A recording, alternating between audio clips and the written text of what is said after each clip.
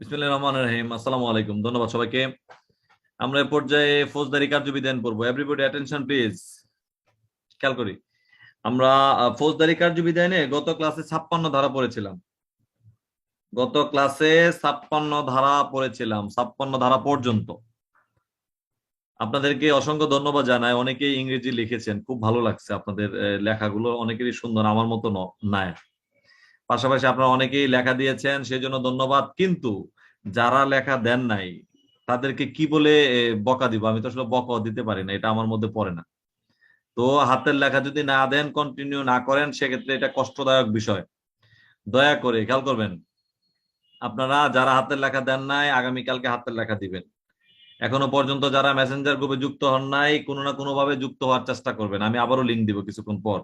ঠিক আছে, ধন্যবাদ। আমরা এখন ফৌজদারি কার্যবিধি আইনের 57 ধারা পড়বো। খেয়াল করি, নাম ঠিকানা জানাইতে অস্বীকৃতি। নাম ঠিকানা জানাইতে অস্বীকৃতি আমরা দেখব।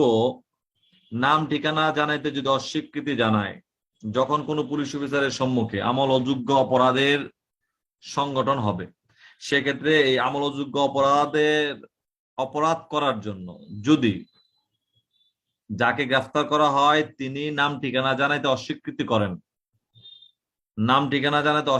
করেন, সেক্ষেত্রে তাকে গ্রেফতার করা যাবে। তাহলে আমল অযোগ্য অপরাধের জন্য যাকে আটক করা হলো, তিনি যদি নাম ঠিকানা দিতে অস্বীকৃতি জানান, তাকে গ্রেফতার করতে পারবেন। কত দ্বারা আমরা দেখতে পাই? 57(1). তাহলে আমল অযোগ্য অপরাধের ক্ষেত্রে একটু কারেকশন করে নেবেন, এটা হবে আমল অযোগ্য অপরাধ। এখন একটা বিষয় সবাইকে আমি ক্লাস শেষে বলে দিব, এটা নিয়ে ওয়ারিড হওয়ার কিছু নাই। 57(1) কি পেয়েছি আমরা? আমল অযোগ্য অপরাধ পুলিশ অফিসারের সামনে যদি ঘটে, যিনি করেছেন তাকে আটক করো, তো তার নাম ঠিকানা জানতে চাইবেন। যদি নাম ঠিকানা না দেন, সেক্ষেত্রে আমরা দেখতে পাই তাকে গ্রেফতার করতে পারেন পুলিশ অফিসার। 57(1).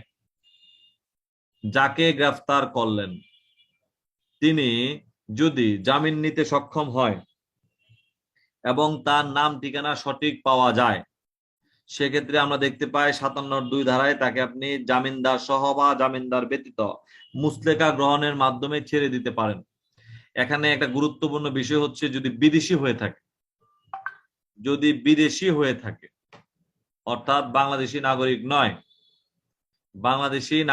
নয়, তাকে আপনি মুক্তি প্রদানের ক্ষেত্রে একটা বাধ্যবাধকতা রয়েছে।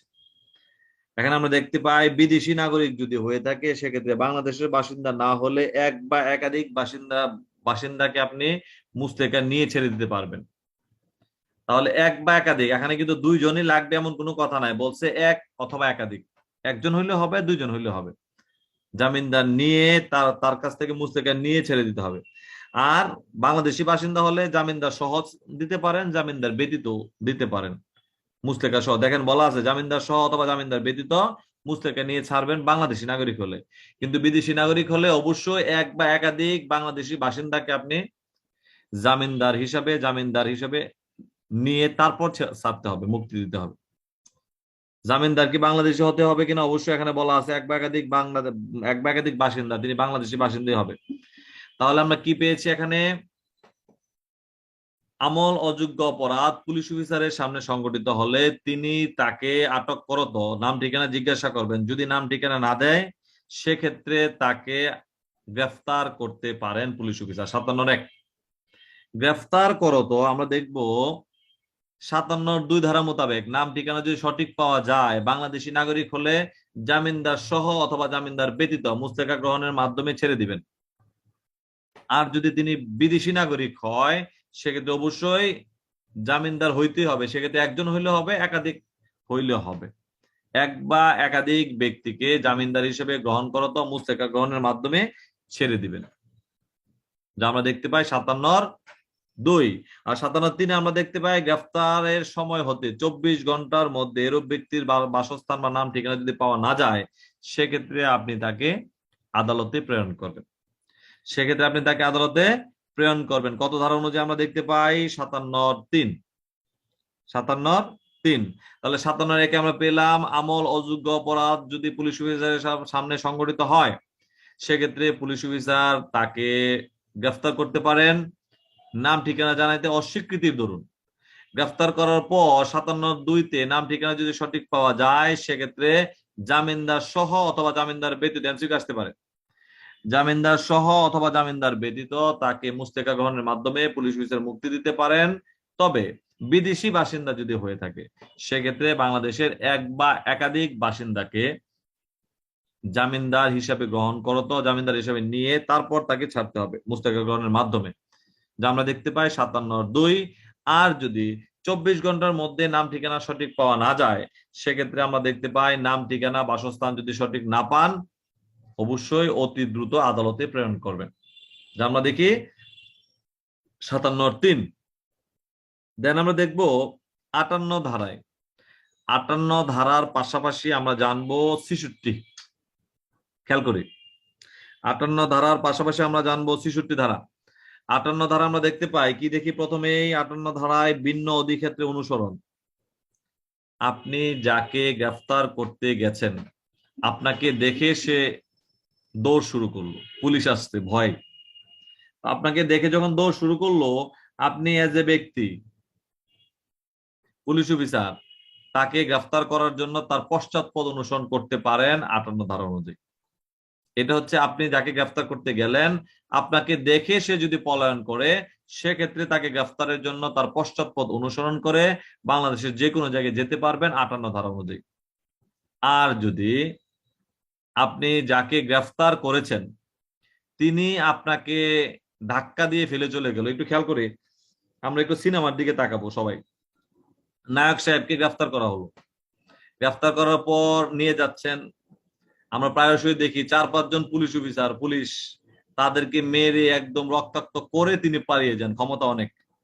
এই যে গ্রেফতার করার পর তাকে পুলিশ অফিসারকে বা পুলিশকে মেরে সে পলায়ন করলো, এক্ষেত্রে ওই পলায়নকৃত আসামিকে আপনি গ্রেফতারের জন্য বাংলাদেশের যে কোনো জায়গায় যেতে পারবেন 66 ধারা অনুযায়ী, এবং সেখানে গিয়ে গ্রেফতার কার্যক্রম করবেন ফৌজদারি কার্যবিধানে 47, 48, 49-এর বিধিবিধান প্রযোজ্য হবে। তাহলে গ্রেফতারকৃত ব্যক্তি যদি আপনার কাছ থেকে পলায়ন করে গ্রেফতারকৃত ব্যক্তি সেক্ষেত্রে হবে 66। আর যাকে এখনো গ্রেফতার করেন নাই, গ্রেফতার করতে গিয়েছেন আপনাকে দেখে পলায়ন করলো, তাকে গ্রেফতার করার জন্য বাংলাদেশে যে কোনো জায়গায় যেতে পারেন, পশ্চাৎপদ অনুসরণ করতে পারেন 58 ধারা অনুযায়ী। তাহলে 58 আর 66-এর মধ্যে পার্থক্যটা আমরা বুঝেছি কিনা? 58 হচ্ছে গ্রেফতার করেন নাই, স্টিল নাও গ্রেফতার করেন নাই, আর 66 হচ্ছে ইতিমধ্যে গ্রেফতার করেছেন, গ্রেফতার করার পর পলায়ন করেছেন। তাহলে হচ্ছে আমাদের 58 এবং 66 ধারার মধ্যে পার্থক্য। তাহলে আমরা 57 ধারায় পড়লাম কি, যিনি আমল অযোগ্য অপরাধ করেছেন পুলিশ অফিসার তাকে আটক করতে পারেন, আটক করো তো নাম ঠিকানা জিজ্ঞাসা করতে পারেন, যদি নাম ঠিকানা সঠিক না দেন সেক্ষেত্রে গ্রেফতার করতে পারেন 57(1). নাম ঠিকানা সঠিক পাওয়া গেলে 57(2) ধারা অনুযায়ী জামিনদার সহ অথবা জামিনদার ব্যতীত মুস্তেকা গ্রহণের মাধ্যমে তাকে ছেড়ে দিতে পারেন, যা আমরা দেখতে পাই 57(2). তবে বাংলাদেশি বাসিন্দা যদি না হয়, বিদেশি বাসিন্দা হয়, সেক্ষেত্রে আমরা দেখতে পাই 57(2) ধারা অনুযায়ী এক বা একাধিক বাংলাদেশি বাসিন্দাকে আপনি মুস্তেকা হিসেবে নিতে হবে, জামিনদার হিসেবে নিয়ে তারপর মুস্তেকা গ্রহণের মাধ্যমে ছেড়ে দিতে হবে 57(2). যদি 24 ঘন্টার মধ্যে আটককৃত ব্যক্তির নাম ঠিকানা সঠিক না পান সেক্ষেত্রে অবশ্যই আদালতে প্রেরণ করবেন, যা আমরা দেখতে পাই 57(3). ইতিমধ্যে জেনেছি 58 ধারায় যাকে গ্রেফতার করতে যাচ্ছেন আপনাকে দেখে যদি পলায়ন করেন সেক্ষেত্রে তাকে গ্রেফতার করার জন্য পশ্চাৎপদ অনুসরণ করে বাংলাদেশের যে কোনো জায়গায় যেতে পারবেন 57(3) ধারা অনুযায়ী, 58 ধারা অনুযায়ী।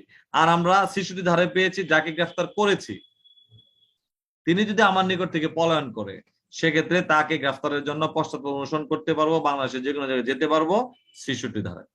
এখন আমরা দেখবো 59 বেসরকারি লোক কর্তৃক গ্রেফতার। বেসরকারি লোক কর্তৃক গ্রেফতার জনসাধারণের সামনে যদি আমলযোগ্য অপরাধের সংগঠন হয় সেক্ষেত্রে জনসাধারণ তাকে বিনা পরোয়ানায় গ্রেফতার করতে পারেন। আমাদের যে প্রশ্ন আসে আমরা ইতিমধ্যে জেনেছি বা জানবো, খেয়াল করি সবাই, অস্ত্র আইনের 12 ধারা, অস্ত্র আইনের 12, যেখানে আমরা দেখতে পাই জনসাধারণ বিনা পরোয়ানায় গ্রেফতার করতে পারেন অস্ত্র নিয়ে কেউ যদি বিপজ্জনক ভাবে ঘোরাফেরা করে। তাহলে অস্ত্র নিয়ে বিপজ্জনক ভাবে ঘোরাফেরা করা সেটা একটা অপরাধের প্রস্তুতি। আর আমরা দেখতে পাই এই 59 ধারায় জনসাধারণের সামনে যদি কোনো প্রকার আমলযোগ্য অপরাধের সংগঠন হয় সেক্ষেত্রে তারাও গ্রেফতার করতে পারেন। একটু আপনাদেরকে হিস্ট্রি বলি, খেয়াল করি। আমার এলাকাটা খুব ভয়ঙ্কর এলাকা, পুলিশ গেলে ওখানে পুলিশে পর্যন্ত ধরে। তো এখন দেখেন, আমি যখন ছোট তখন দেখতাম হঠাৎ করে গন্ডগোল হলো, কতিপয় লোক এসে জনৈক ব্যক্তিকে এলোপাথারি মারধর করলো, গুলি ফুটাইলো। তো এলাকার জনগণ এতটা দুর্দর্শ যে যারা যে 5-6 জন লোক এসে এই ঘটনা ঘটাইলো, পিস্তল আছে তথাপিও তাদেরকে আটক করে ফেলছে। আটক করে তারা থানায় খবর দিয়েছে, থানার লোকজন এসে তাকে গ্রেফতার করে নিয়ে গেছে। এই আর নাম বলেন কেন, লজ্জার বিষয়। তাহলে আমরা কি পেলাম, যে আমরা দেখতে পেলাম কি এখানে জনসাধারণ কখন গ্রেফতার করলো, যখন আমলযোগ্য অপরাধের উদ্ভব হলো তখন জনসাধারণ গ্রেফতার করতে পারলো। এই গ্রেফতার করার যে ক্ষমতা আমরা দেখতে পাই 59-এর এক। যখন 59-এর এক ধারা অনুযায়ী গ্রেফতার করলো, করার পর পুলিশ অফিসারের কাছে সোপর্দ করলেন, পুলিশ অফিসার তাকে পুনরায় 54 ধারা অনুযায়ী গ্রেফতার করবেন। আপনাদের প্রশ্ন আসতে পারে, জনসাধারণ জনসাধারণ গ্রেফতার করার পর পুলিশ অফিসার বা থানা কর্তৃপক্ষ তাকে কত ধারা অনুযায়ী গ্রেফতার করবেন? আমরা দেখব থানা কর্তৃপক্ষ তাকে পুনরায় গ্রেফতার করবেন 54 ধারা অনুযায়ী 59-এর 2।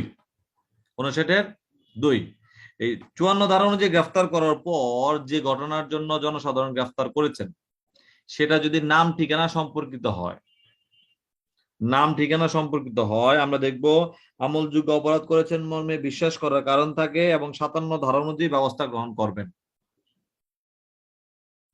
আমলযোগ্য অপরাধ করেছেন মর্মে বিশ্বাস করার যথোপযুক্ত কারণ থাকলে, আর সেক্ষেত্রে আমরা দেখবো 57 ধারার যে বিধিবিধান, নাম ঠিকানা সম্পর্কিত যদি কোনো বিধিবিধান হয়ে থাকে সঠিক পাওয়া যায়, আপনি পুলিশ অফিসার ছেড়ে দিতে পারেন। আর যদি তা না হয় সেক্ষেত্রে আপনি অবশ্যই 24 ঘন্টার মধ্যে আদালতে প্রেরণ করবেন, যা আমরা দেখতে পাই 59-এর 3। তাহলে জনসাধারণের সামনে আমলযোগ্য অপরাধের উদ্ভব হলে জনসাধারণ তাকে বিনা পরোয়ানায় গ্রেফতার করতে পারেন 59-এর 1। পুলিশ অফিসার তাকে আবার পুনরায় 54 ধারা অনুযায়ী গ্রেফতার করবে 59-এর 2। আর 59-এর 3 আমরা দেখতে পাই আমলযোগ্য অপরাধ করেছে মর্মে বিশ্বাস করার কারণ থাকলে 57 ধারা অনুযায়ী যদি ব্যবস্থা গ্রহণ করেন অথবা অপরাধ করার মতো যথেষ্ট কারণ না থাকে সেক্ষেত্রে ছেড়ে দিতে পারবেন, আর কারণ থাকলে আদালতে প্রেরণ করবেন 59-এর 3। এ হচ্ছে আমাদের জনসাধারণ কর্তৃক গ্রেফতার। ইতিমধ্যে আমরা জেনেছি যা অস্ত্র আইনের আমরা দেখতে পাই 12 ধারা, পাশে লিখে রাখেন অস্ত্র আইনের 12 ধারা। এখন আমরা জানবো 60 ধারায়, খেয়াল করি গ্রেফতারকৃত ব্যক্তিকে কার কাছে নিয়ে যাবেন। এমসিকিউ আসতে পারে, গ্রেফতারকৃত ব্যক্তিকে কার কাছে নিয়ে যাবেন? আমরা দেখব গ্রেফতারকৃত ব্যক্তিকে নিয়ে যাবেন আইন অনুযায়ী ম্যাজিস্ট্রেটের নিকট অথবা ভারপ্রাপ্ত কর্মকর্তার নিকট। গ্রেফতারকৃত ব্যক্তিকে কার কাছে নিয়ে যাবেন? ম্যাজিস্ট্রেটের নিকট অথবা ভারপ্রাপ্ত কর্মকর্তার নিকট। এমসিকিউ আসলে আমরা পারবো কিনা যে গ্রেফতারকৃতকে কার কাছে নিয়ে যাওয়া হয়? আমরা দেখবো ম্যাজিস্ট্রেটের নিকট অথবা ভারপ্রাপ্ত কর্মকর্তার নিকট। দেন আমরা দেখতে পাই 61 ধারায় গ্রেফতারকৃত ব্যক্তিকে 24 ঘন্টার বেশি আটক রাখা যাবে না। গ্রেফতারকৃত ব্যক্তিকে 24 ঘন্টার বেশি আটক রাখা যাবে না। প্রশ্ন যদি হয় গ্রেফতারকৃত ব্যক্তিকে 24 ঘন্টার অধিক আটক রাখা যাবে না বা আটক রাখা থেকে বিরত থাকার যে বিধিবিধান সেটা হচ্ছে 61 ধারা, 24 ঘন্টা স্পেসিফিক বলে দিলে। আর যদি বলে যে গ্রেফতারকৃতকে অনতি বিলম্বে আদালতে প্রেরণ করতে হবে সেক্ষেত্রে আমরা দেখবো ফৌজদারি কার্যবিধি আইনের 81 ধারা। ওইটা হচ্ছে গ্রেফতারি পরোয়ানার ক্ষেত্রে, দুইটা কিন্তু ভিন্ন জিনিস। গ্রেফতারি পরোয়ানামূলে আটককৃতকে 24 ঘন্টার মধ্যে নয়, ওখানে বলা আছে অনতি বিলম্বে আদালতে প্রেরণ করবেন 81, কিন্তু 24 ঘন্টার কথা স্পেসিফিকলি বলা আছে কোথায়? ফৌজদারি কার্যবিধি আইনের 61 ধারা অনুযায়ী। লাস্ট অফ অল আরেকটা বিষয় জানবো আমরা 62 ধারায়, যদিও এই ধারাগুলো আপনারা আগে পড়েছেন এই পর্যন্ত, যার কারণে একটু বেশি দেওয়া হচ্ছে, সবাই একটু কেয়ারফুলি খেয়াল করি। গ্রেফতারকৃত ব্যক্তি সম্পর্কে রিপোর্ট দিবেন, কে রিপোর্ট দিবেন, কার নিকট রিপোর্ট দিবেন? এমসিকিউ আসতে পারে। থানার ভারপ্রাপ্ত কর্মকর্তা তার থানা এলাকায় যাকে গ্রেফতার করা হয়েছে 24 ঘন্টার মধ্যে সে বিষয়ে তিনি মেট্রোপলিটন এলাকায় চিফ মেট্রোপলিটন ম্যাজিস্ট্রেটের নিকট অন্য ক্ষেত্রে জেলা ম্যাজিস্ট্রেটের নিকট সংবাদ দিবেন। তাহলে গ্রেফতারকৃত ব্যক্তির বিষয়ে কার নিকট সংবাদ দিবেন? জেলা মেট্রোপলিটন এলাকার জন্য চিফ মেট্রোপলিটন ম্যাজিস্ট্রেট, অন্য এলাকার জন্য জেলা ম্যাজিস্ট্রেটের নিকট সংবাদ দিবেন, যা আমরা 62 ধারায় দেখতে পাই। আমরা আজকে 62 ধারা পর্যন্ত পড়বো, খেয়াল করি সবাই। ইতিমধ্যে আমরা কি পড়লাম? 57 ধারায় পুলিশ অফিসারের সামনে যদি অযোগ্য অপরাধ সংঘটিত হয় তাকে আটক করতে পারেন, নাম ঠিকানা জিজ্ঞাসা করতে পারেন, নাম ঠিকানা জানাতে অস্বীকৃতি জানালে গ্রেফতার করতে পারেন। 57 নাম ঠিকানা সঠিক পাওয়া গেলে জামিনদার সহ অথবা জামিনদার ব্যতীত মুস্তাকে নিয়ে ছেড়ে দিতে পারেন। তবে বিদেশি বাসিন্দা হলে এক বা একাধিক ব্যক্তিকে জামিনদার হিসেবে নিতে হবে, দেন মুস্তাকে নিয়ে ছেড়ে দিবেন। 57(2) আর যদি 24 ঘন্টার মধ্যে নাম ঠিকানা পাওয়া না যায় তাহলে আদালতে প্রেরণ। 57(3) যে ক্ষেত্রে আপনি যাকে গ্রেফতার করতে যাচ্ছেন তিনি যদি আপনাকে দেখে পলায়ন করে, সেক্ষেত্রে আপনি তাকে গ্রেফতার করার জন্য পশ্চাৎ পদ অনুসরণ করতে পারেন 58 ধারা অনুযায়ী। আর 66 ধারায় পড়লাম, গ্রেফতারকৃত ব্যক্তি যদি আপনার নিকট থেকে পলায়ন করে তাকে গ্রেফতারের জন্য বাংলাদেশের যে কোনো জায়গায় যেতে পারেন 66 ধারায়। দেন আমরা জেনেছি 59 ধারায় জনসাধারণের সামনে যদি আমলযোগ্য অপরাধ সংগঠন হয়, সেক্ষেত্রে জনসাধারণ তাকে বিনা পরোয়ানায় গ্রেফতার করতে পারেন এবং থানায় সোপর্দ করবে, যা আমরা 59(1). থানা কর্তৃপক্ষ পুনরায় 54 ধারা অনুযায়ী গ্রেফতার করবেন 59(2). দেন আমরা দেখতে পাই, যদি আমলযোগ্য অপরাধ করার মতো পর্যাপ্ত কারণ থাকে সেক্ষেত্রে আদালতে প্রেরণ করবেন। আর যদি দেখা যায় যে না 57 ধারা অনুযায়ী নাম ঠিকানা সম্পর্কিত নাম ঠিকানা সঠিক পাওয়া গিয়েছে, সেক্ষেত্রে তাকে ছেড়ে দিতে পারবেন 59(3). দেন আমরা 60 ধারায় পড়েছি কি, গ্রেফতারকৃত ব্যক্তিকে কার নিকট নিয়ে যেতে হবে? আমরা জেনেছি গ্রেফতারকৃত ব্যক্তিকে নিয়ে যেতে হবে ম্যাজিস্ট্রেটের নিকট অথবা ভারপ্রাপ্ত কর্মকর্তার নিকট। 60 ধারায় গ্রেফতারকৃতকে 24 ঘন্টার মধ্যে আদালতে প্রেরণের বিধিবিধান আমরা দেখতে পাই। গ্রেফতারকৃতকে অবশ্যই 24 ঘন্টার অধিক আটক রাখা যাবে না। অনতি বিলম্বের কথা বললে আমরা চলে যাব 81, কিন্তু 24 ঘন্টা স্পেসিফিক যদি বলে সেক্ষেত্রে আমরা যাব 61 ধারা। কোনোভাবেই 61, 81 একসাথে ইউজ করা যাবে না। দেন আমরা দেখতে পাই 62 ধারায় গ্রেফতারকৃত ব্যক্তি সম্পর্কে রিপোর্ট। থানা এলাকায় যতগুলো ক্ষেত্রে আমরা বিনা পরোয়ানায় গ্রেফতার করে থাকি, প্রত্যেকটা গ্রেফতারের বিষয়ে আমরা দেখতে পাই চিফ মেট্রোপলিটন ম্যাজিস্ট্রেটের নিকট অথবা জেলা ম্যাজিস্ট্রেটের নিকট রিপোর্ট প্রদান করতে হয়, যা রিপোর্ট প্রদান করবেন ভারপ্রাপ্ত কর্মকর্তা। 62 ধারা অনুযায়ী গ্রেফতারকৃত ব্যক্তি সম্পর্কে রিপোর্ট। ধন্যবাদ সবাইকে। আমরা এই পর্যায়ে প্রশ্নোত্তর পর্বে যাব। আসসালামু আলাইকুম।